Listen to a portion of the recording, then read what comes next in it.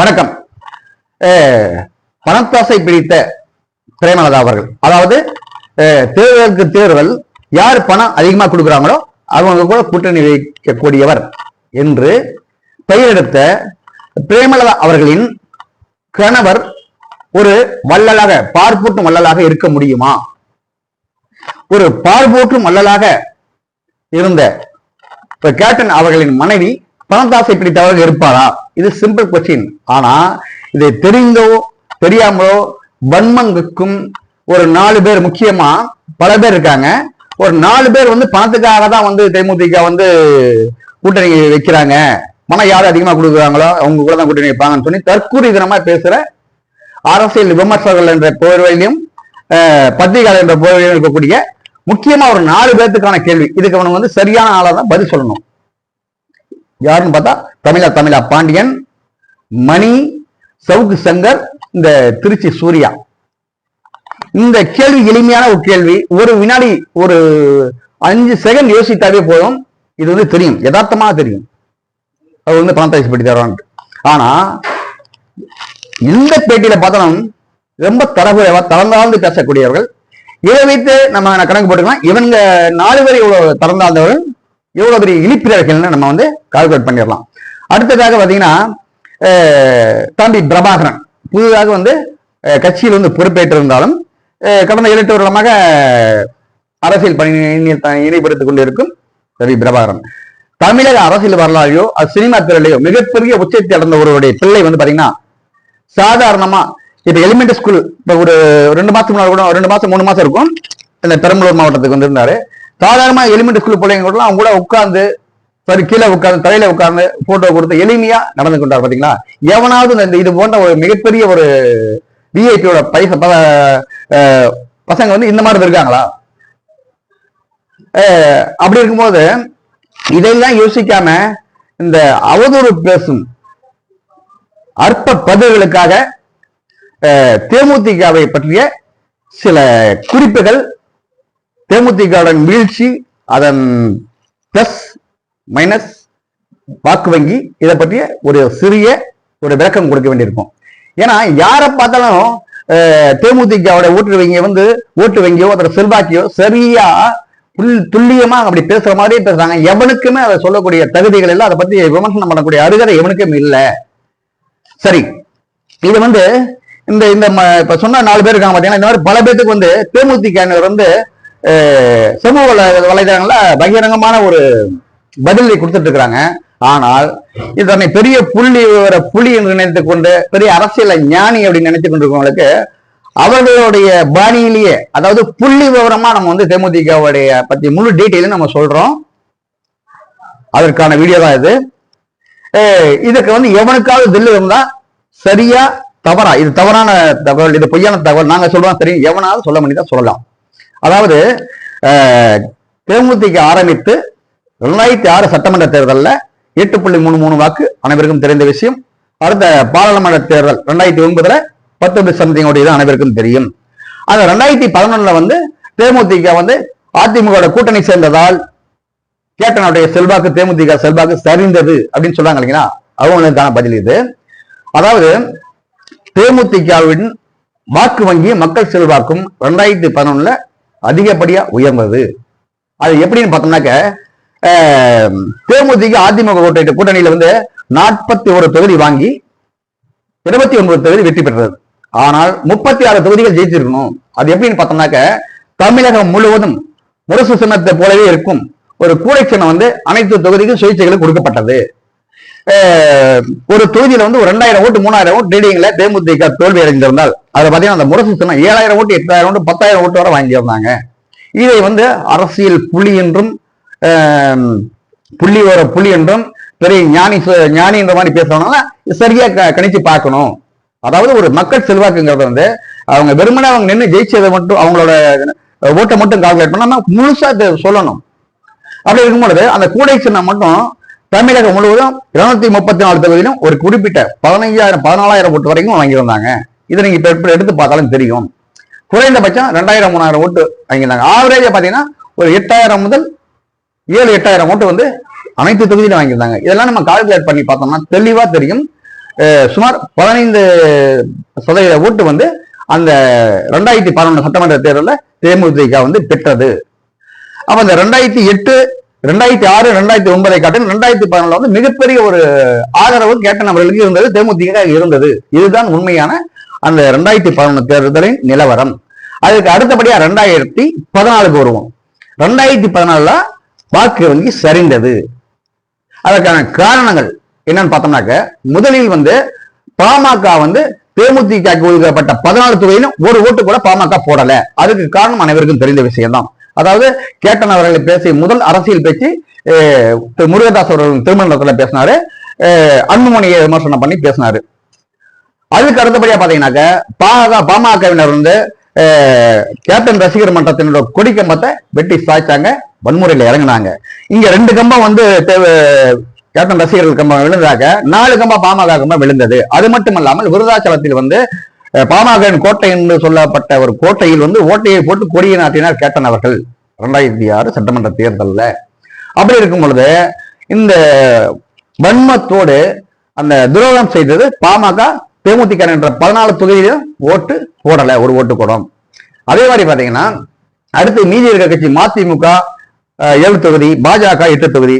இதெல்லாம் பார்த்தோம்னாக்க வாக்கு வங்கி இல்லாத கட்சிகள், இந்த கட்சிகள்லாம் பெரிதா வாக்கு வங்கி இல்லாத கட்சிகள். அப்படி இருக்கும்போது அவர்களுக்கு செல்வாக்கு இருக்கக்கூடிய தொகுதிகளை தேர்வு செஞ்சு அவர்களை வந்து நின்றுட்டாங்க. அந்த தொகுதிகள்லையும் தேமுதிக வந்து இந்த 40 தொகுதிகளிலும் சிறப்பா பணியாற்றி 2 வெற்றிகளை தேடி தந்தது. பாமக ஒரு வெற்றியும் பாஜக ஒரு வெற்றி கன்னியாகுமரி, பாமக தருமபுரி. இது 2க்கும் ஒரு வெற்றி பெறுவதற்கு முக்கிய காரணம் தேமுதிக கேப்டன் அவர்களின் உழைப்பு.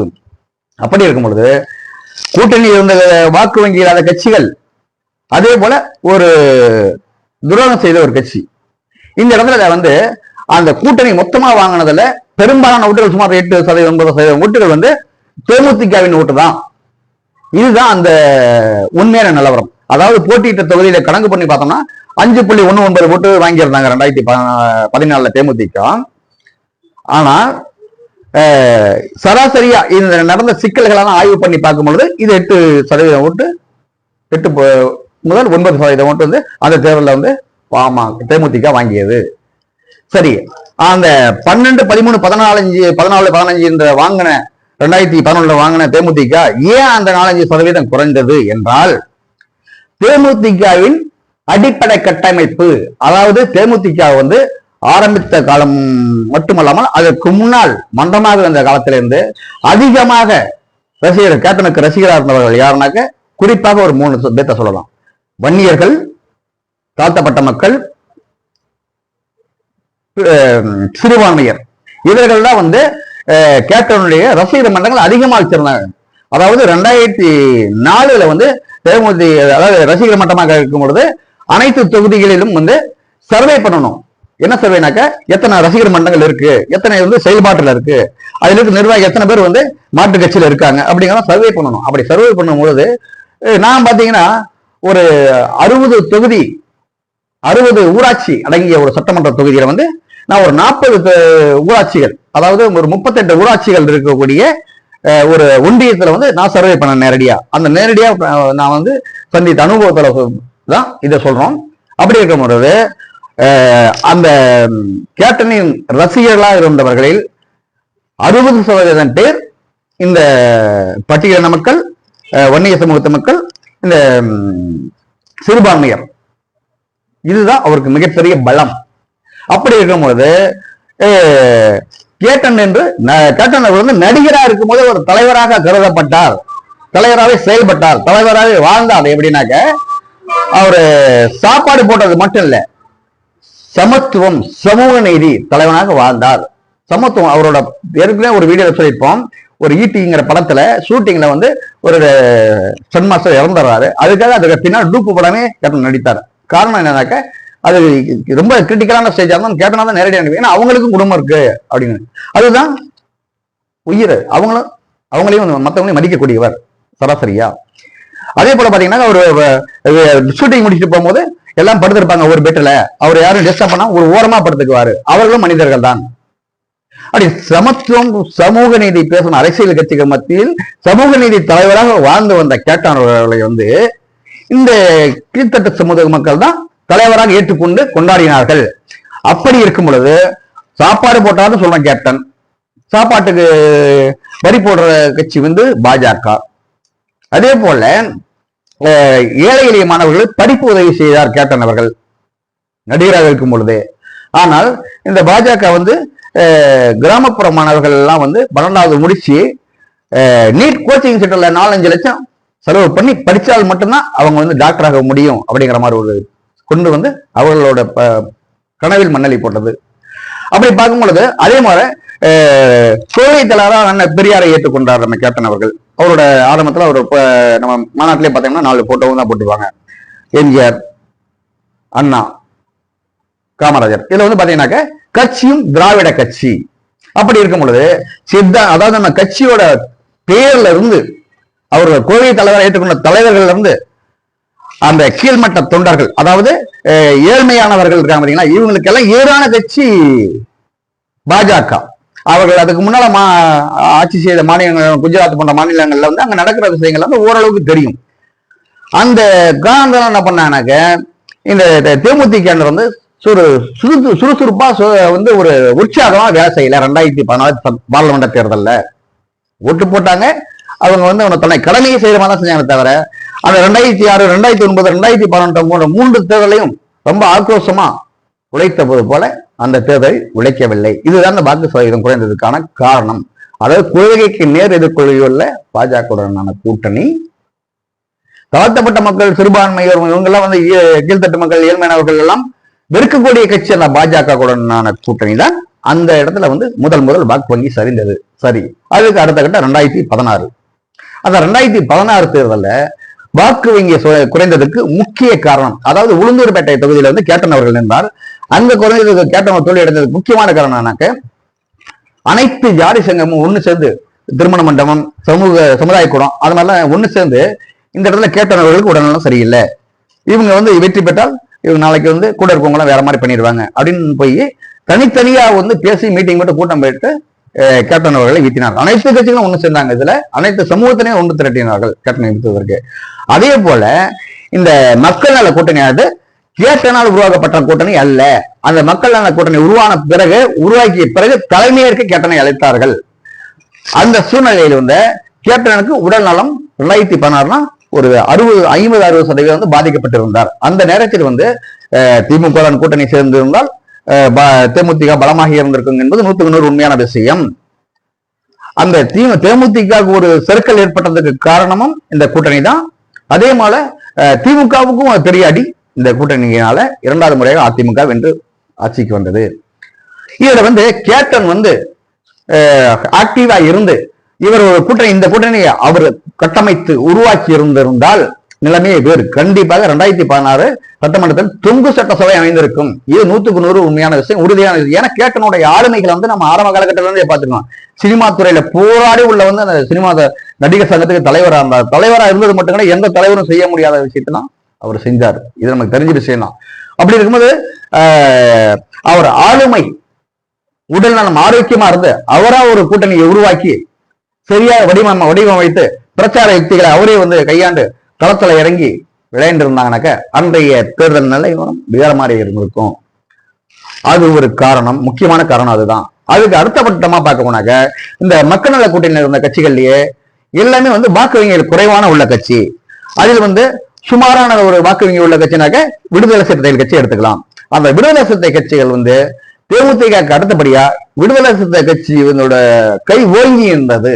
2016 சட்டமன்ற தேர்தலில் இந்த கூட்டணியில் விடுதலை சிறுத்தைகள் கட்சியோட கைதான் ஓங்கி இருந்தது. இதை வந்து பெரும்பாலான மாற்று சமூகத்தினர் மக்கள் வந்து இதை விரும்பவில்லை, ரசிக்கல, இதை வந்து ஏற்றுக்கொள்ளல. அதனால இந்த நார்மலா போடக்கூடியவங்க கூட, பொதுமக்களாக இருந்தவங்க கூட, தேமுதிக தொண்டர்களின் குடும்பத்தை சார்ந்தவங்க கூட பெரும்பாலானவர் வந்து அந்த இதுவும் ஒரு காரணம். அதனால சரி ஓட்டு போட. இதனாலதான் இந்த 2016 வாக்கு வங்கி சரிந்தது. அடுத்து இந்த 2016 வாக்கு வங்கி சரிந்தது ஒரு பக்கம் இருந்தாலும் அந்த தேமுதிக மாவட்ட செயலாளர்கள் செய்த தவறுகளும் வந்து அதற்கு பின்னால் தேமுதிக வளர்ச்சியை பாதித்தது. என்னன்னு பார்த்தோம்னாக்க 2016 சட்டமன்ற தேர்தல் தோல்விக்கு பிறகு மாவட்ட செயலாளர், பெரும்பாலான மாவட்ட செயலாளர் என்ன பண்ணோம்னாக்க கட்சிக்கு செலவு பண்றத குறைச்சிக்கிட்டாங்க. இதுக்கு மேல கட்சி வந்து வளர்ச்சி பெற்று வராது, ஏன்னா கேப்டன் உடல்நலம் பாதிக்கப்பட்டிருக்குது, அதனால நம்ம செலவு செய்யறது வேஸ்ட். சில மாவட்ட அனைவரும் சொல்லல, ஒரு சிலர் வந்து அந்த முடிவுக்கு வந்துட்டாங்க. அந்த முடிவுக்கு அவங்க வந்தா என்ன பண்ணாங்க, அடுத்து ஒன்றிய நிர்வாகமோ மாவட்ட நிர்வாகம் பொறுப்பு அமைக்கும் பொழுது கட்சிக்கு செலவு செய்யக்கூடியவர்களா தேர்வு செஞ்சாங்களே தவிர அந்த அடிமட்ட தொண்டர்கள் உண்மையான உணர்வு எல்லாத்தையும் கலட்டி விட்டுட்டாங்க. கலட்டி விட்டுட்டு ஒரு பங்கன் வருதுனாக்க ஒரு பொதுக்கூட்டம் நடத்தினா அந்த பொதுக்கூட்டத்தை பிளக்ஸ் வைக்கணும்,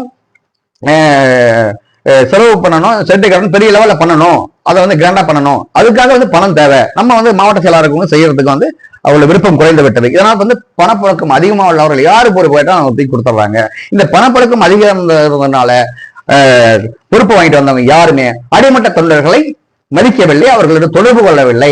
ஏன்னா அவங்க வந்து அந்த பண வசதி படைத்தவர்கள் எப்பயுமே வந்து மேம்போக்கா இருப்பாங்க. அதாவது அடிமட்ட தொண்டர்கள் கேட்டோடைய உண்மை விசுவாசிகள் ரசிகமன்ற காலத்துல வந்தவங்க காலில் விழுந்து ஓட்டு கேட்டாங்க அந்த 3 தேர்தலையும் 2006, 2009, 2011. ஆனால் 2016க்கு பின்னால் அந்த தேர்தலில் வந்தவங்களாம் ஒன்றிய செயலாளர் என்ற ஒரு கெட்டப்ல அந்த கெத்தா தான் இருக்கணும்னு நினைச்சாங்க.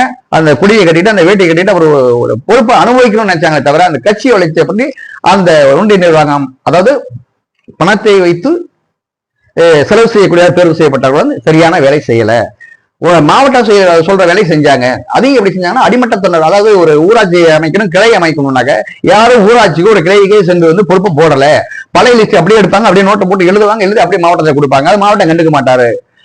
அதே போல என்ன பண்ணாங்க, அந்த ஒன்றியத்துக்கும் மாவட்டத்துக்கும் உள்ள தொடர்பும் மாவட்டத்துக்கும் தலைமைக்குள்ள தொடர்பு சரியா இருந்தது. ஆனால் அடிமட்ட தொண்டர்களுக்கும் ஒன்றிய நிர்வாகத்துக்கும் மாவட்ட நிர்வாகத்துக்கும் இடையே இருந்த தொடர்பு முழுமையாக துண்டிக்கப்பட்டது. இந்த சூழ்நிலையில் தேமுதிகவின் அது ஆரம்ப காலத்தில் இருந்து கேப்டன் ரசிகரா இருந்த வந்தவர்களுக்கெல்லாம் வந்து அவர்கள் புறக்கணிக்கப்பட்டார்கள். அப்படி ஒரு சில இடத்துல புறக்கணிக்கப்பட்டதுனால அவங்களுக்கு அவங்க ஊர்ல இருக்காங்கன்னா ஒருத்தர் போய் ஓட்டு கேட்க உங்களால முடியல, உங்க கட்சியை கல்வி எடுத்தாங்களே என்னென்ன வராங்க, குடும்பத்திலே அந்த நிலை ஏற்பட்டது. அது மட்டுமல்லாமல் அடுத்த சில விஷயங்கள், அதாவது இப்ப நீட் எக்ஸாமுக்கு வந்து நீட்டு கொண்டு வந்தாங்க. இதுல கிராமப்புற மாணவர்கள்லாம் அதை விரும்பல.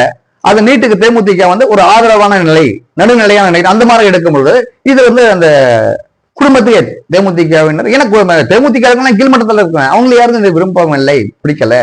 இது போல அந்த பாஜகவின் திட்டங்களுக்கு வந்து தொடர்ந்து சில ஆதரவுகள் தெரிவிச்சதுனாலையும் அவர்கள் வந்து சோர்வு அடைஞ்சிட்டாங்க. போல்ட்டா இறங்கி களத்துல வந்து பணியாற்றவர்களை வந்து சுணக்கம் காட்டி விட்டார்கள். இந்த கட்சியில் அந்த பொறுப்புகளும் பறிக்கப்பட்டது, அவர்கள் ஒதுக்கப்பட்டார்கள், அவர்கள் யாருமே எதுவும் கண்டுக்கிறதில்ல. அதே போல அவர்கள் எடுக்கும் முடிவுகளும் கூட்டணி முடிவுகளும் அருமைருமா. இந்த சூழ்நிலையை வந்து அவங்க வந்து வேலை செய்யும் வேகம் குறைந்து விட்டது. அடிப்படை தொண்டர்கள் வந்து அடிமட்ட தொண்டர்கள், ரசிகர் மன்றத்தில் வந்தவங்களாம் வந்து சோர்வடைந்து விட்டார்கள். அதுக்கு அடுத்து 2019 தேர்தல். அந்த 2019 தேர்தலில் பாத்தீங்கன்னாக்க 2014 14 தொகுதிகள் வாங்கின தேமுதிகக்கு ஒதுக்கப்பட்ட தேமுதிகக்கு 4 தொகுதிகள் ஒதுக்குறாங்க அதிமுக. அதே 2014 8 தொகுதி வாங்கின பாமகவுக்கு 7 தொகுதி கொடுத்தாங்க. 7 பாராளுமன்ற தொகுதி பிளஸ் ஒரு ராஜ்யசபா சீட் 8 கொடுத்தாங்க. இந்த இடத்துல அதிமுக கூட்டணி பாஜக கூட்டணி என்ன பண்ணாங்கன்னாக்க தேமுதிக வந்து துரோகம் செய்துட்டாங்க. தேமுதிகக்கு இப்ப 4% ஓட்டு வாங்கினாங்க. 2014 தேர்தலில் 4 வாங்கியிருந்த பாமகவுக்கு அவங்க அதே தொகுதியை வந்து 7-8 தொகுதியை கொடுத்துட்டாங்க. அதுல 5.19 வாக்கு சதவீதம் வாங்கின தேமுதிக வந்து புறக்கணிச்சு வெறும் 4 சீட். அந்த 4 தொகுதியிலும் திருச்சி, இந்த சென்னையில ஒதுக்கின தொகுதியில வந்து சுத்தமா தேமுதிகவுக்கு குறைவான தொகுதிகள். அப்ப 2 தொகுதி மட்டும் தான் ஓரளவுக்கு சுமாரான தொகுதி. விருதுநகரும் கள்ளக்குறிச்சி, இது மட்டும் தான் சுமாரான தொகுதி.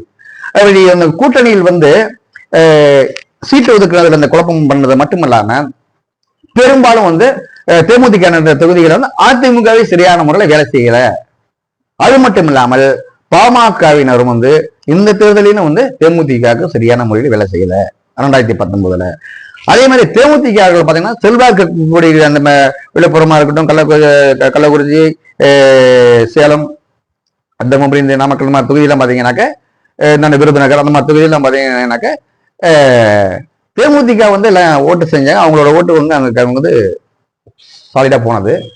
ஆனா மற்ற கட்சிகளோட அதிமுக ஒத்துழைப்பும் குறைவா இருந்தது. அதனால பாமகவோட ஓட்டு வந்து தேமுதிகக்கு இந்த 2019 வரையும் கிடைக்கல. அப்ப வந்து அந்த வந்து அது வந்து ஒரு துரோகம். அதனால வந்து பாத்தீங்கன்னாக்க தொண்டர்களுக்கும் சோறு அடைஞ்சிட்டாங்க. 4 தொகுதிக்கு டிக்ளேர் பண்ண உடனே தொண்டர்கள் ரொம்ப சோறு அடைஞ்சிட்டாங்க. அந்த கூட்டணியே பாஜக கூட்டணினால்தான் நம்ம வந்து, ஏன்னா பாஜக எதிர்ப்பான மனநிலையில் உள்ளவங்க தேமுதிகக்காரன், பேசிக் அடிமட்டத்தில் உருவானவன், அந்த 8.33% ஓட்டு வச்சு ஓட்டவெல்லாம் வந்து பாஜக எதிரான மனநிலையில் உள்ளவன். அப்படி இருக்கும் பொழுது அவங்க கூட கூட்டணி வச்சது இல்லாம அவங்க மக்கள் விரோதமா இருக்கக்கூடிய சட்டங்களுக்கும் ஆதரவான நிலையெடுத்து மீண்டும் 4 தொகுதிகளை வாங்கிட்டு அவங்களுக்கு போய் நம்ம கூட்டணி நம்ம வேலை செய்யறதான டோட்டலா எல்லாம் வந்து சூழடைந்து விட்டார்கள் 2019 பாராளுமன்ற தேர்தலில். அதுவும் இதுதான் வந்து அதுல வந்து வாக்கு வங்கி குறைஞ்சதுக்கு காரணம். பாமக ஓட்டு போடாது, அதிமுக பெருசா வந்து கோஆபரேட் பண்ணாம இருந்தது, பணம் சரியா செலவு பண்ணாம இருந்தது. அவங்களோட கூட்டணியில் 4 சீட்டு வச்சுட்டு வாங்கிட்டு அந்த கூட்டணிக்கு போனது தொண்டர்கள் மத்தியிலும் ஒரு அதிருப்தி. இதுதான் இந்த 2019 வாக்கு வங்கி குறைஞ்சதுக்கான காரணம். அடுத்து பார்த்தோம்னா 2021 சட்டமன்ற தேர்தல். அந்த தேர்தலில் வந்து 2 கட்சியும் பாஜகவும் அதிமுக 2 பேரும் சேர்ந்து துரோகம் பண்ணாங்க தேமுதிகவுக்கு. அதாவது பாத்தீங்கன்னா அதிமுகவை பொறுத்தவரை பாமக கொடுக்கும் முக்கியத்துவம் தேமுதிக எந்த காலத்திலும் கொடுக்க மாட்டாங்க. இது வரையும் இல்லை, இதுக்கு வரையும் கொடுக்க மாட்டாங்க. அதுக்கு என்ன காரணம்னாக்க 2ஆம் கட்ட தலைவர்கள் இந்த சி.வி. சண்முகம், அந்தாண்ட பாத்தீங்கன்னா கே.பி. முனுசாமி, இவர்கள்லாம் வந்து அவங்க அந்த ஜாதிய அடிப்படையான பாமகவுக்கு ஆதரவான மனநிலையில் அவங்க இருக்கவங்க. அதே மாதிரி ஐயா எடப்பாடி அவர்கள் கூட எடப்பாடி தொகுதி சட்டமன்ற தொகுதியில் ஜெயிக்கணும்னாலும் பாமக ஆதரவு தேவை. அப்படி இருக்கும்போது அந்த பாமக மேல வந்து ஒரு 2ஆம் கட்ட தலைவர் இருக்கிற ஒரு பட்டு அவங்களுக்கு ஒரு முக்கியத்துவம் அந்த கட்சிக்கு வந்து நமக்கு வேணும், அவங்களுக்கு கொடுக்குற முக்கியத்துவம் சரியா கொடுப்பாங்க. ஆனா தேமுதிகவை பொறுத்தவரை அவர்களால் பலனடை நமக்கு ஏதாவது பலன் இருக்கான்னு தான் பார்ப்பாங்க. எந்த அளவுக்கு வந்து எரியிற உள்ள புதுங்குறவைக்கு நம்ம ஏற்றுக்க முடியும் அப்படிங்கிறத மட்டும் தான் பார்ப்பாங்க. தவிர தேமுதிகவுக்கு சரியான மரியாதையும் கொடுக்கல, அவங்களுக்கு சரியான அங்கீகாரம் கொடுக்கல. கடைசியில 2021 கலட்டி விட்டுட்டாங்க. கலட்டி விட்டு அதற்கு பின்னால் போய் தினகரன் கூட கூட்டணி வைக்க வேண்டிய அவல நிலை ஏற்பட்டது. சுத்தமா ரொம்ப காண்டாயிட்டாங்க, ரொம்ப அப்செட் ஆயிட்டாங்க தேமுதிக தொண்டர்கள். சரியில்லாத ஒரு கூட்டணி, அதிமுக வந்தால் நிறைய பாதிக்கப்பட்டிருக்கும். அந்த ஒரு கூட்டணியில நம்ம போய் நம்ம இவ்வளவு அவமானங்களை சந்தித்து, 2வது வந்து பாஜக கூட நம்ம போனது அதுவும் ஒரு தவறு. இதெல்லாம் அவங்க கூட போய் கடைசியில வேற வழி இல்லாம கடைசி நேரத்தில் ஒரு தேர்தல் இந்த கடைசி நேரத்துல கூட்டணியை முடிவு பண்றது இதுல ஒரு சோர்வு. அப்படி இருக்கும்போது கடைசியில் தினகரன் போய் நிக்கிற மாதிரி ஆயிடுச்சு அப்படின்ட்டு ரொம்ப சோறு அடைஞ்சிட்டாங்க. அப்படி இருக்கும்போது தமிழ்நாடு முழுவதும் தேமுதிக வந்து ஆர்வம் இல்லைனாலும் அவங்க ஓட்டையாவது போட்டாங்க. அவங்க ஓட்ட மட்டும் தான் போட்டாங்க, ஃபேமிலி ஓட்டெல்லாம் கேட்க முடியாத சூழ்நிலை உருவாகாம போயிடுச்சு. அவங்க ஓட்டு விலகல. அந்த தேமுதிக தொண்டர்கள் வந்து தமிழ்நாடு முழுவதும் அந்த தினகரன் கூட்டணிக்கு ஓட்டு போட்டாங்க. ஆனால் 2021ஆம் ஆண்டு சட்டமன்ற தேர்தலில் அதிமுக பணப்பட்டுவாடா செய்யும் பொழுது தினகரன் அமமுகவுக்கும் சேர்ந்துதான் பணப்பட்டுவாடா செய்தாங்க. அவங்களை பிரித்து தனியார் விடல. அப்ப அந்த அமமுகவோட ஒட்டுமொத்த வாக்கு வங்கியும் ஓட்டும் நேரா வந்து அதிமுக தான் போனுச்சு. அந்த தேமுதிகவும் போகல, அவங்களுக்கே அவங்க வந்து சரியா போடல, அமமுகவே சரியான ஓட்டு அவங்களுக்கு போடல. அப்படி இருக்கும்பொழுது தேமுதிக தொண்டர்களே நிறைய பேர் பாத்தீங்கன்னா அந்த கூட்டணியில வந்து அவங்கள நம்பி இருந்து இவ்வளவு தூரம் மோசமாகி கடைசியில் தினகரன் கூட எல்லாம் போய் அதனால எந்த பயன், அதுல ஓட்டு போடுறோம் எந்த ஒரு பலனும் இல்லை அப்படிங்கிறத ஒரு சிந்தனையில என்ன பண்ணாங்க, விரக்தியில எல்லாம் மாத்தி ஓட்ட போட்டுட்டு போயிட்டாங்க 2021. சரி, நீண்ட இடைவெளிக்கு பிறகு 2024 பாராளுமன்ற தேர்தல். அந்த பாராளுமன்ற தேர்தல்ல எந்த கட்சிக்குமே வந்து அதிமுக கூட சேரல. மிகப்பெரிய மெகா கூட்டணி சேரல. அப்படி இருக்கும் பொழுது சேர்ந்த ஒரே கட்சி தேமுதிக. அப்படி சேர்ந்த ஒரே கட்சி தேமுதிக குறைந்தபட்சம் ஒரு 10 தொகுதி 9 தொகுதி 8 தொகுதியாவது கொடுத்துருக்கணும். ஆனா அந்த இடத்துல வஞ்சனை செய்திருக்கிறாங்க. 5 தொகுதி கொடுத்தாங்க. அது சீட்டு ராஜ்யசபா சீட்டு தந்தாங்க. அது ஏமாத்தவனா அது ஆல்ரெடி அவங்களோட கண்டிப்பா கொடுக்க மாட்டாங்க, அது ஆல்ரெடி தெரிஞ்ச விஷயம்தான். அது போல கொடுக்குற 5 தொகுதியிலையும் தஞ்சாவூர், திருவள்ளூர், சென்னையில ஒரு தொகுதி, இதெல்லாம் பாத்தீங்கன்னாக்க எந்த ஒரு யூஸும் இல்லாததான். தஞ்சாவூர்லாம் அதிமுக என்ன செல்வாக்கு சுத்தமா இல்லாதது, அப்படி தள்ளி விட்டுட்டாங்க. கொடுக்குற 5 தொகுதியிலையும் வந்து அதுலயும் வந்து முதல்ல குத்துற மாதிரி வஞ்சனை செய்து தேமுதிக செல்வாக்கு தொகுதி அந்த 5 தொகுதி கொடுத்திருந்தாலும் நம்ம ஓட்டு வங்கி இன்னைக்கு பெரிய அளவுல வாங்கியிருக்கணும். ஏன்னு கேட்டோம்னாக்க 2011க்கு பிறகு பாஜக இல்லாத ஒரு கூட்டணி அதிமுக கூட்டணியினால தொண்டர்கள் வந்து மீண்டும் ஒரு எழுச்சி பெற்று சரியா வந்து களத்துல இறங்கினாங்க. அது மட்டுமில்லாமல் கேப்டன் அவர்களின் மறைவுக்கு பின்னால் தான் கேப்டன் அவர்களை பத்தி தமிழக மக்கள் தெரிஞ்சுக்கிட்டாங்க. அதனால வந்து கேப்டனுக்கு கூடிய அந்த வாக்கு வந்து சரியான முறையில் சுமார் 4 முதல் 5% வாக்கு வந்து கடந்த 2024 பாராளுமன்ற தேர்தலில் தேமுதிக விழுந்தது. தேமுதிக சார்பாக இருந்தது. அவங்க நின்ன 4 தொகுதியிலும் கால்குலேட் பண்ணனா அந்த 2.6% தான் இருக்கலாம். ஆனால் ஒட்டுமொத்தமாக ஒரு அந்த இழந்த செல்வாக்கி ஓரளவுக்கு மீட்டெடுத்தது தேமுதிக. மீண்டு வந்தது அந்த வாக்கு வங்கி 2024. அப்படி இருக்கும் பொழுது இன்னைக்கு பேசுறவங்கலாம் என்ன வாக்கு வைக்கிறது 0.43% ஓட்டுனா எந்த 2021 நடந்ததை பத்தி பேசுறாங்க. எவ்வளவு வன்மத்துல தான் அவங்க பேசுறாங்க. அப்படி இருக்கும் பொழுது இதுதான் உண்மையான தேமுதிகவின் வாக்கு வங்கி. தேமுதிக வந்து தன்னையோட கூட்டணிகள் வந்து சரியான நேரத்துல சரியான முடிவு எடுக்காம காலந்தாழ்த்தி எடுத்து முடிவெடுத்து அதுவும் சரியான கூட்டணி அமையாமல் அவருடைய பாஜக தொடர்பு இது போல விஷயங்கள் தான் வந்து தேமுதிக வந்து தொண்டர்கள் அப்படியே இருந்தாலும் ஓட்டு போடுறதுல வந்து ஒரு உடன்பாடு இல்லாம ஒரு விருப்பம் இல்லாம ஒரு சோர்வடைந்ததுக்கான காரணம். இன்னொரு விஷயம், முக்கியமான விஷயம் என்னன்னு கேட்டீங்கன்னா, அந்நியார் அவர்களுக்கு வந்து 2016 கேப்டன் அவர்களை கவனிப்பதற்கு நேரம் சரியா இருந்தது. கேப்டன் உடல்நலத்தில அதிகம் கவனம் செலுத்தினாங்க. ஆனா கட்சி விஷயத்துல அதனால அதிகம் கவனம் செலுத்தல. அது மட்டும் இல்லாமல் கேப்டன் அவர்களுக்கு அந்த 2011-12 பிறகு கேப்டனுக்கு ஏற்பட்ட துரோகங்கள்ல வந்து பார்த்து பார்த்து வெறுத்து போயிட்டாங்க அந்நியார் பிரேமலதா அவர்கள். வெறுத்து போய் யாரெல்லாம் நம்புறது, யாரையுமே நம்ப முடியாது அப்படிங்கிற கட்டத்துக்கு வந்ததுனால ஒரு அரசியல் சம்பந்தப்பட்ட ஒரு ஆலோசனை யாருன்னு கேட்கறது கூட அவங்களுக்கு வந்து முடியல, விருப்பம் இல்லை. இதுதான் உண்மையான நிலவரம். அவர் மேல் 1000 குற்றச்சாட்டுகள் இருக்கலாம். அந்த குற்றச்சாட்டுகள் வருவதற்கான காரணம் வந்து இதுதான். அவரை சந்தேகப்படுவதற்கு காரணம் இதுதான். ஏன்னா அவங்க தவறு செய்தோ அவங்க தவறான பணம் வாங்கிட்டு போனாங்களோ இன்னும் அவர் என்ன நம்பர் ஐக்கியத்தனம். அந்த கூட்டணி முடிவுகள் வந்து சரியான கேப்டன் அவர்கள் உடல்நலத்தை ஒரு பார்த்துக்கிட்டு அவரையும் கவனிச்சுக்கிட்டு அது எப்படி மீண்டும் கொண்டு வரணும் அதுக்கும் போராடிக்கிட்டு இந்த கூட்டணி விஷயத்திலும் கவனம் செலுத்தி சரியான முடிவு அவர்களால் எடுக்க முடியவில்லை. யாரும் அந்நியார் அவர்களால் சரியான முடிவு எடுக்க முடியவில்லை. எடுக்க முடியாத காரணம் யாரையும் நம்பி யார் சொல்றதையும் கேட்க முடியல. ஏன்னா எல்லாருமே முதுகலை குத்துறான். இப்ப சினிமா துறையில பார்த்தோம்னாக்க சாப்பாடு போட்டவங்களுக்கு வந்து நினைத்து பார்த்து அடிமட்ட தொண்டர்கள்லாம் வந்து கடைசி வரைக்கும் கேப்டன் பின்னால வந்து அவர் நன்றி விசுவாசத்தோட இருந்தாங்க. ஆனா சினிமா துறையில பல பேர் வந்து அப்ப ஒரு சிலர் வந்து பேட்டி கொடுக்குறான். பேட்டி கொடுத்துட்டு கேப்டன் அப்படி இப்படின்னு புகழ்ந்துட்டு போயிடலாம். ஆனா இன்னும் பல பேர் வெளியே சொல்லாமே கேப்டன் அவர் பல நன்றியாக இருக்கான். அப்படி இருக்கும் பொழுது துரோகமன் பார்த்தாக்க கேப்டன் அவர்கள் வந்து எந்த அளவுக்கு உயர்ந்த மனிதராக இருந்தோம் அந்த அளவுக்கு அவர் ஏற்பட்ட துரோகங்கள் பார்த்தீங்கன்னா யாருக்குமே வந்து நடக்காத துரோகங்கள். இது வந்து ஒரு வள்ளலாக வாழ்ந்தனம் தன் கணவர் துரோகத்தால் இப்படி விழுந்தார், அவர் துரோகத்தால் பாதிக்கப்பட்டார் அப்படின்னு பார்க்கும் பொழுது அதுல சராசரி யாரையுமே நம்ப முடியல. அது யாருமே இயல்பான ஒரு விஷயம்தான். அப்படி இருக்கும்போது எளிதில் மீறி யாரையாவது ஒருத்தர் அப்படியே ஒரு நம்பணும்னாக்க அவர்களும் கடைசியில முதுகுல குத்திடுறாங்க அண்ணன் ஐயா எடப்பாடி அவர்கள் போல. இதனாலதான் வந்து அவங்க முடிவெடுக்கிறதுலையும் சில தடுமாற்றங்கள் சரியான முடிவா அவங்களால எடுக்கிறதுக்கான காலதாமதங்கள் ஏற்படுறதுல காரணம் வந்து அவர்களால் வந்து கேப்டன் அவர்களை கவனித்துக் கொண்டிருந்ததால் அவர்களால் யோசித்து ஒரு முடிவெடுக்க முடியவில்லை. வேற யாரையும் நம்பி அவர்கிட்ட ஆலோசனை செய்யவும் முடியவில்லை. இதில் வந்து இதுதான் வந்து தேமுதிகவின் சரிவு வாக்கு வங்கி சரிவதற்கு காரணமா இதுக்குள்ள இருக்கிற பிரச்சனைகள் இதுதான்.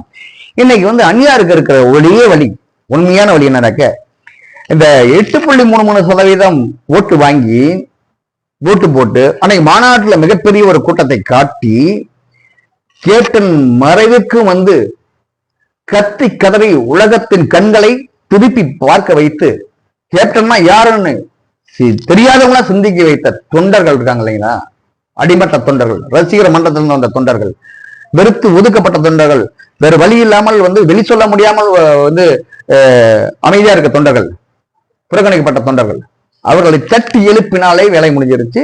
தேமுதிக பல நிலைக்கு வரும்.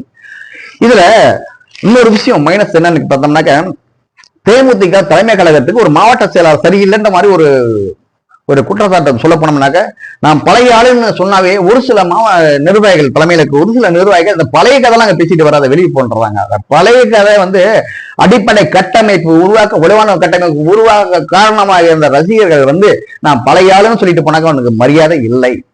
அது யாருன்னா தலைமையில ஒரு சில நிர்வாகிகள் நேரம் அவங்க மாவட்டத்தை பாரு, மாவட்டத்து மேலதான் குற்றச்சாட்டு, அப்புறம் இங்க மாவட்டத்தை மீறி அவர் செய்தா அவங்க மீது வந்து உடனடியே வந்து நடவடிக்கைனா அடிப்படை உறுப்பினர் நீக்கப்படுகிறார் அப்படின்னு செய்யறாங்க. இது வந்து ஒரு கேட்டநிலை தொண்டர்கள் ஒரு மரண தண்டனை போல அடிப்படை உறுப்பினர் வந்து நீக்கிட்டாங்க, மரண தண்டனை போல கொடுமையான தண்டனை. அது பயந்துகிட்டே அப்படியே அமைதியாடுறான். எல்லாருமே எதிர்த்தும் பேச முடியாது, நம்ம கேட்கவும் வழி இல்லை, நமக்கு பொறுப்பும் போடல, அதனால நம்ம வந்து பாக்குறவங்களும் என்ன மதிக்கல, சிரிப்போ அப்படின்ட்டு அப்படியே அமைதியாயிட்டாங்க. அவ்வளவுதான்.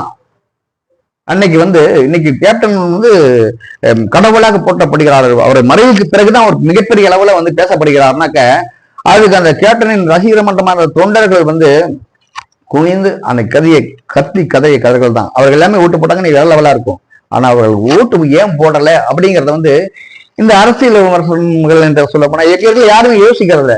இந்த ரவீந்திரன் துரைசாமின்ற இந்த மாதிரி ஒரு சிலர் வந்து அதை யோசிக்கிறாங்க. அது தேமுதிக செல்வாக்கள் இருக்கு. ஆனா ஏன் வந்து அவங்க ஓட்டு போடல, இவ்வளவு தொண்டர்கள் இருக்கிறாங்க, ஏன் அவங்க ஓட்டு போடல அப்படிங்கிற காரணத்தை வந்து சொல்ல இவனுக்கு தகுதியில, சொல்ல திறமையில அந்த அளவுக்கு அறிவு இல்லை. நானும் ஞானின்னு நினைச்சுக்கலாம், புள்ளி நினைச்சுக்கலாம். ஆனா புள்ளி வர சொல்றதுக்கு யாருக்கும் தகுதி இல்லை, அருகதை இல்லை, சொல்லவும் முடியல, சொல்லவே தெரியல. இது உண்மையான விஷயமே இதுதான். அடிமட்டத்தில் கேப்டனுக்கு அடிப்படை கட்டமைப்பை உருவாக்கிய அந்த ரசிகர் மன்றத்தினரை தட்டி எழுப்பி செய்யங்கடா வேலைனாக்க களம் வேறு மாதிரி மாறிவிடும். இதுதான் உண்மையான விஷயம். அவர்களுக்கான அங்கீகாரம் கொடுக்கணும், அவர்களுக்கான மரியாதை கொடுக்கணும். இன்னைக்கு புதுசா வந்தவங்க போய் அவங்களை போய் கூப்பிட்டானா கூப்பிட மாட்டான். ஏன்னாக்க அவனோட உழைப்பு தெரியும், அடிப்படை கட்டமைப்பு எப்படி உருவாக்கிருக்காங்க, எவ்வளவு தூரம் போராடி இருக்கான், உழைச்சிருக்கிறான், அதிமுக திமுக ரெண்டு பேருக்கு எப்படி நசுக்கப்பட்டு இருக்கிறான் அப்படிங்கறது எனக்கு தெரியும். அப்படி இருக்கும்போது அவனை கூப்பிட்டு கொண்டு வச்சோம்னாக்க அவன் பெரிய ஆயிரம், நம்ம சின்ன ஆயிடுவோம் அப்படின்ற ஈகோவும் புதிதாக வந்தவர்கள் பல பேர் இருக்கு. இன்னொரு முக்கியமான விஷயம் என்னன்னாக்க, ஒரு திராவிட கட்சி பெரியாரை சுமந்து அண்ணாவை தன்னுடைய இதுல வந்து தலைவர்களா வந்து ஏற்றுக்கொண்ட திராவிட கட்சி, தேசிய முற்போக்கு திராவிட கழகம், இன்னைக்கு வந்து புதிதாக வந்த நிர்வாகிகள் பல பேர் என்ன பண்ணாங்க, திராவிடத்துக்கு எதிர்ப்பாக தேமுதிக பேசுறாங்க, பெரியாருக்கு எதிர்ப்பா பேசுறாங்க, பாஜக கூட உறவா இருக்கும். அப்படி இருக்கும் பொழுது அந்த அடிப்படை கட்டமைப்பை அசைக்கப்பட்டது. பெரியாரை எதிர்க்கக்கூடியவங்கள்ட்ட நம்ம கூட்டணி, திராவிடத்தை வீழ்த்தவங்க நினைக்கிறவங்க கூட கூட்டணி, அந்த பாஜக வந்து மற்ற மாநிலங்களில் எப்படி பாதிக்கப்பட்ட தாழ்த்தப்பட்ட மக்கள், இந்த மனித சமூகம், ஏழ்மையான மக்கள், அந்த சிறுபான்மையர், இவர்கள் தான் அந்த பலமே. இவர்கள் கொள்கைக்கும் இவர்கள் கனவுகளுக்கு எதிர்ப்பான ஒரு கட்சி நிலைப்பாடு. இன்னைக்கு இருக்கிற நிர்வாகிகளுக்கு வந்து கேப்டன் எப்படி உழைத்தார், கேப்டன் எப்படி இந்த கூட்டத்தை சேர்த்தார், இந்த கூட்டம் எந்த அடிப்படையில் கேப்டன் அணிவகுத்து வந்தார்கள் என்பது தெரியாது. பல நிர்வாகிகளுக்கு, ஒன்றிய நிர்வாகிகள் பல பேருக்கு வரலாறே தெரியாது. நேரம் என்ன பண்றாங்க, திமுக ஐயோக்கிய நம்ம விட்டுலாம், திராவிடம்னா திமுக மட்டும் தான் திராவிடமா, பெரியார்னா பெரியார் வந்து திமுக மட்டும் தான் சொந்தமா, தலைவர் ஏற்றுக்கொண்டார், கேப்டன் அவர்கள் வந்து பெரியார் தலைவரை ஏற்றுக்கொண்டார், திராவிட கட்சி தான் ஆரம்பிச்சாரு. அப்படிங்கும்போது அடிப்படை சித்தாந்தம் தெரியாத இன்னைக்கு வந்து இன்னைக்கு இருக்கிற நிர்வாகிகள் பல பேர் இருக்கிறாங்க. இதெல்லாம் கலைத்து அந்த அந்நியர்கள் சமீபத்துல கூட சில இதை வெளியிட்டார், கட்சி இருந்து சோர்ந்து போயிருக்கும், விலகி இருக்கும், அமைதியாக வந்து இதாக்கும் மூலம் வந்து மறுபடியும் கூப்பிடணும், நாங்களாம் சந்திக்கணும் அப்படின்னு ஒரு சரியான முடிவு எடுத்திருக்கிறார். இந்த முடிவு வந்து அந்த காலத்துல ஒரு 4-5 வருடங்களுக்கு முன்னால் இருக்காது. காரணம் கேப்டன் உடல்நிலை. அதனால் இதுதான் வந்து சரியான பாதையில் தேமுதிக பயணிக்கிறது. இப்போ வந்து தெளிவான பாதையில் பயணிக்கிறது. உண்மையான வாக்குகள் இங்கே இருக்குது. இப்ப ஒண்ணும் இல்ல, 5000 10,000 செலவு பண்ணி கேப்டனின் இறுதி ஊர்வலத்தில் கலந்து கொண்ட தொண்டர்கள் ரசிகர்களுக்காக வந்து 1500 வாங்கிட்டு மாத்து கட்சி ஓட்டு போனா கண்டிப்பா போட மாட்டான். அந்த அளவுக்கு வந்து கேப்டனுடைய ரசிகர்கள், கேப்டன் தொண்டர்கள் வந்து கேப்டனை சார்ந்து அவர்களோட எண்ணங்களும் அவர்கள் மனநிலை இருக்குமே தவிர பணத்துக்காக கைமாறவனா இருக்கவே மாட்டான். 100% அவர்கள் அந்த மாதிரி இல்லை. ஏன்னா அதிகபட்சம் 1000 2000 5000 கூட வச்சுக்கலாம். 5000 செலவு பண்ணிட்டு கேப்டனுக்காக போய் கத்து 2 நாளா கதறினவனால எப்படி அந்த 5000 கூட்டு போனோம்னா அவனுக்கான வேதனைகள், அவனுக்கான இருக்கிற வந்து கூட்டணி சம்பந்தப்பட்ட ஒரு மாறுபட்ட எண்ணங்கள், இதுதான் வந்து தேமுதிக வாக்கு வங்கி சரியான விகிதத்தில் வராதது காரணம். அப்படி இருக்கும் பொழுது சரியான பாதையில் திரும்பி ஆடிப்பணம் தேமுதிக திராவிட கழகம், பெரியார் நமக்கு வந்து ஏற்றுக்கொண்ட தலைவர், நம்மளுடைய சார்ந்தவர்கள் அடிமட்டத்தில் இருக்கும் ஏழ்மையானவர்கள் தான் அப்படிங்கிறது சரியான பாதையில் தேமுதிக பயணிக்க ஆரம்பித்தால் அவர்கள் சரியான ஓட்டு வங்கி மீண்டும் 7% குறைந்தபட்சம் 6-7% ஓட்டு தேமுதிக கையில் இந்த நிலையிலும் இருக்கிறது. அப்படி இருக்கும்போது இதுதான் உண்மையான ஆய்வு, உண்மையான கள நிலவரம். இதுதான் தேமுதிகவின் வந்து இருக்கிற அனைத்து, அதாவது ஒரு நெகட்டிவான விஷயத்தை கூட நாங்க ஓப்பனா பேசுறோம். ஏன் பேசுறோம்னாக்க இந்த விஷயத்தை நாங்க உண்மையான விஷயம் வந்து தலைமையில் சில தவறுகள், கூட்டணி சம்பந்தப்பட்ட தலைவர்கள் அந்த தவறுகள், இந்த தொண்டர்கள் வந்து பழைய நிர்வாகிகள் பழைய அப்படி புறக்கணி, இந்த மாதிரி உள்ள விஷயங்கள் வந்து மைனஸ் தான். தேமுதிக மைனஸான விஷயம். அதையும் சுட்டி காட்டுறோம். ஏன் சுட்டி காட்டுறோம், ஏன் அதை வெளியே நாங்க சொல்றோம்னாக்க, நீங்க பெரிய பள்ளியா போறீங்க, பணத்துக்கு விலை போறாங்க, பணம் எங்க கிடைக்குதாங்க போறாங்க, அபாண்டமா ஐயோக்கியத்தனமா நீங்க பேசுறீங்கல்ல, அதனாலதான் கட்சி கலைஞ்சி போச்சுன்னு. எதனாலையும் கிடையாதா, கட்சி எல்லாம் அப்படியே தான்டா இருக்கு. சில குறைகள் இருக்குது. அந்த சில குறைகளும் திட்டமிட்ட செய்ய கிடையாது, யோசிக்காம இல்ல. அந்த கேப்டனுடைய உடல்நலத்தில் கவனம் செலுத்துறதுனால இந்த சில குறைகள் தனியே அறியாமல் சில மாவட்ட செயலாளர் பெருசான அந்த மாவட்ட செயலாளர்களுக்கு வந்து வேற மாதிரி செஞ்சாங்க. அதனால அடிமட்ட தொண்டர்கள்லாம் வந்து அமைதியாகிட்டாங்க. இதுதான் தேமுதிக உண்மையான நிலை, உண்மையான வாக்கு வங்கி அவங்களோட சூழ்நிலையில தான். இதை எவனாவது இல்லை என்று மறுக்க முடியுமா? இவ்வளவு விஷயங்கள் தேமுதிக, இதுதான் உண்மையான விஷயம். அப்படி இருக்கும் பொழுது அவதூறு பேசலாம். அதாவது இன்னைக்கு முதல்ல சொன்ன மாதிரி தேமுதிகவில் இளைஞரணி செயலாளராக பொறுப்பேற்றிருக்கும் தம்பி பிரபாகரன் அவர்களை போல ஒரு விஐபி யாரு வந்து நீ சராசரியா வந்து யதார்த்தமா வந்து களத்துல இறங்கி மக்களோட மக்களா கலந்து நிற்கிறது எவன் இருக்கா? இன்னைக்கு ஒருத்தனும் கிடையாது. இன்னைக்கு தன்னோட தந்தைக்கும் தன்னுடைய கணவருக்கும் வந்து எவ்வளவு பெரிய புகழும் பேரும் புகழும் இந்த உலகத்துல கிடைச்சது. அவர் அந்த பேரும் புகழும் சம்பாதித்த எப்படி அள்ளி இல்லை கொடுத்ததனால், அதாவது யாருக்கு என்ன இல்லைன்னு கேட்கறாங்க, அவங்களுக்கு தேவையான விஷயங்கள் என்ன எந்த விதமான பொருளாதாரமா இருக்கட்டும், படிப்பது எல்லா விதையும் உதவி செய்ததால் இன்னைக்கு கடவுளாக மாற்றப்பட்டார் அப்படின்ட்டு இன்னைக்கு கேப்டன் அவர்களை பார்த்து பல பேர் சாப்பாடு போறாங்க, பல விஷயம் கேப்டனை போய் வாழணும், கேப்டன் போட சாதம் அப்படி சாகணும் அப்படின்ற பேசும்பொழுது கேப்டனுக்கு பிறந்த பிள்ளைகளுக்கு அதை என்ன இருக்குமா இருக்காதா? கேப்டனோட 35 வருடம் 33 வருடம் பயணித்தவர்களுக்கு அணுவணுவா அவர் கூட வாழ்ந்தவருக்கு தெரியாதா? இந்த அடிப்படை அறிவே இல்லாம எப்படா இவ்வளவு பெரிய புகழ் எந்த தலைவருக்கும் கிடைக்காத ஒரு புகழ் தன் கணவருக்கு கிடைச்சிருக்கலாம். இந்த வழியில பாதையில இப்படி போனாரு, நேர்மையை நடந்தாரு, மனிதாபிமானம் நடந்தாரு, அதனாலதான் கிடைச்சிருக்கு. அப்படி இருக்கும்போது அதே போல நம்ம பிள்ளைகள் இருக்கணும், நம்மளே இருக்கணும். என்ன வருமா? அது பணங்கிறீங்களா, பைத்தியக்காரதான் சொல்றீங்களா? அது எப்படா அந்த பணத்தாசு வரும்? எவனுக்கும் தேமுதிக வந்து விமர்சனம் சரியான விமர்சனம் பண்ண தகுதியான எவனுமே இல்லை. பத்திரிகையாளராக இருக்கலாம், நீங்க வந்து அரசியல் விமர்சகராக இருக்கலாம், நீங்க ஊழலா உட்காந்து ஏசி உட்காந்து விமர்சனங்கள் பண்ணலாம். ஆனா இன்னும் ஒரு வீடியோல வந்து குறைந்தபட்சமா நம்ம அதிகபட்சமா பேச முடியாதுன்னா குறுக்கிதான் அந்த விஷயத்த சொல்றோம். இன்னும் ஆணித்தரமாக ஒரு அணுவாக எங்களுக்கு தேமுதிக பற்றி ஒரு தொண்டனுக்கும் தெரியும், ரசிகர் மண்டலத்துல அந்த ஒருத்தனுக்கும் தெரியும். அப்படி இருக்கும்போது இந்த அறவே கட்டுத்தனமா தற்கொலைத்தனமா நம்ம பெரிய ஞானி பெரிய புள்ளி என்று நினைத்து கொண்டு இதுக்கு மேல பேசுறத நிறுத்திக்கங்க. இதுதான் புள்ளி விவரம். இந்த முக்கியமா அந்த 4 பேர் மட்டும் இல்ல, எவனுமே இந்த மாதிரி பேச தகுதி இல்லை, எவனுக்கும் தகுதி இல்லை. தயவு செய்து எவனும் பேசாதீங்க. இதுக்கு மேல நீங்க அந்த மாதிரி பேசிட்டாக்க அப்புறம் கேப்டன் பாணியில தான் அடிக்கடி இல்லைகளுக்கு அடிக்கடி உதைக்குதுன்னு சொல்லுவார் பாத்தீங்களா? அந்த மாதிரி மலத்துக்கு மலத்தை கொண்டு போய் அடிச்சாங்க பாத்தீங்களா சவுக்கு சங்கருக்கு. அத மாதிரி வந்து அதிகமா நீங்க ரொம்ப போட்டு நெருக்கடி டார்ச்சர் பண்ணி ரொம்ப அசிங்கப்படுத்த வேண்டாம். இந்த புள்ளி விவரம் வந்து இல்ல, இதெல்லாம் தப்பு, இதெல்லாம் பொய், இதெல்லாம் உங்களுக்கு இதெல்லாம் எவனாச்சும் சொல்ல தகுதி இருக்கா? களத்துல இறங்கு ஒரு அணுவா ஒரு இடைத்தேர்தலை முதற்கொண்டு கேப்டனை பார்த்து வளர்ந்து நாங்கெல்லாம் கண்ணுக்கு சொல்றோம். இது எந்த விதத்திலையும் 110% கூட குறைவதற்கான வாய்ப்பு கிடையாது. குறைந்த 90% அப்படி 100% ஐக்கியவுட்டான தேமுதிக பற்றி நிலைப்பாடுகள் இருக்குதான். இன்னும் நிறைய பேசலாம், நிறைய விஷயங்கள் இருக்குது. இது போதும் இந்த வீடியோ. ஆனா தயவு செய்து தேமுதிக பற்றி பேசுறோம், கொஞ்சம் யோசிங்க. தேமுதிக என்ன, யாரால உருவாக்கப்பட்ட கட்சி? சாதாரணமா வந்து என்னுடைய தொண்டர்கள் யாரும் விலை கொடுத்து வாங்க முடியாது, என் ரசிகர்களை யாரும் விலை கொடுத்து வாங்க மாட்டார், அரைக்கோள் விடுத்த ஒரு ஆண்மகன் ஒரு மிகப்பெரிய ஒரு தலைவன். எப்படி அவன் தொண்டை நம்ம சீக்கிரமா போயிடுவாங்களா? தொண்டனை பத்தி தெரியாம சொல்லுவாரா? இல்ல சும்மா வந்து பொய்யா சொல்லுவாரா? பொய் சொல்ல தலைவன் என் தலைவன். அப்படி இருக்கும் பொழுது கேட்டன் வளர்த்த கேட்டனால் உருவாக்கப்பட்ட தொண்டர்கள் என்னைக்கும் கேட்டக்கூடிய சிந்தனைகளோட தான் இருப்பாங்க, பணத்துக்காக கைமாறி போக மாட்டாங்க. எனவே அரசியல் விமர்சகர்கள் என்ற பேரிலும் பத்திரிகையாளர் என்ற பேரிலும் தரந்தாழ்ந்த விமர்சனை தேமுதிக மீது வைப்பதை இதோடு நிறுத்திக் கொள்ளுங்கள். இல்லை என்றால் விவாதம் பண்ணலாம், பேசி பார்க்கலாம், நீ எவ்வளவு பெரிய புலியா கூட இருந்துக்கலாம். எனவே தயவு செய்து இத்தோட தேமுதிக வந்து அவதூறு செய்திகளை பரப்புவது, கடுமையான விமர்சனங்களை செய்வது, கேவலமாக பேசுவது உங்களுடைய உங்களோட தரங்க கெட்டவர் தான். இப்ப அண்ணன் சவுக்கு சங்கரை பார்த்தா மலத்தள்ளி போட்டாங்க, ரைட், ஒரு விஷயம் பேசுனதுக்காக வீட்டுல கொண்டு கூட்டினாங்க, மலத்தால அவர் அடிச்சாங்கன்னு வச்சுக்கீங்க. அதற்கு பின்னால் அவருக்கு யாருக்கு பணம் கொடுத்து பேச வச்சாங்களோ, இவ்வளவு நம்மளால அசிங்க போட்டாரு, இந்த பெருசா ஒரு அமௌண்ட் அப்படின்னு கொடுக்குறாங்களா? அவங்க என்ன பண்ணிடுறாங்க, சரி இந்த மலத்தால அடி வாங்கினதுக்கு இவ்வளவு பணமா, அப்படின்னா இந்த மாதிரி மலத்தோட வாங்குற மாதிரி எவ்வளவு அடி வேணாலும் வாங்கலாம் அப்படிங்கிற மாதிரி அந்த மலத்தை நம்ம பேசக்கூடாது. பத்திரிகையாளர் கொண்ட பேரில் கேவலமான விஷயம் பேசக்கூடாது. எனவே தயவு செய்து இதோடு தேமுதிக வந்து தரந்தாத விமர்சனத்தை தயவு செய்து நிறுத்திக் கொள்ளுங்கள். நன்றி, வணக்கம்.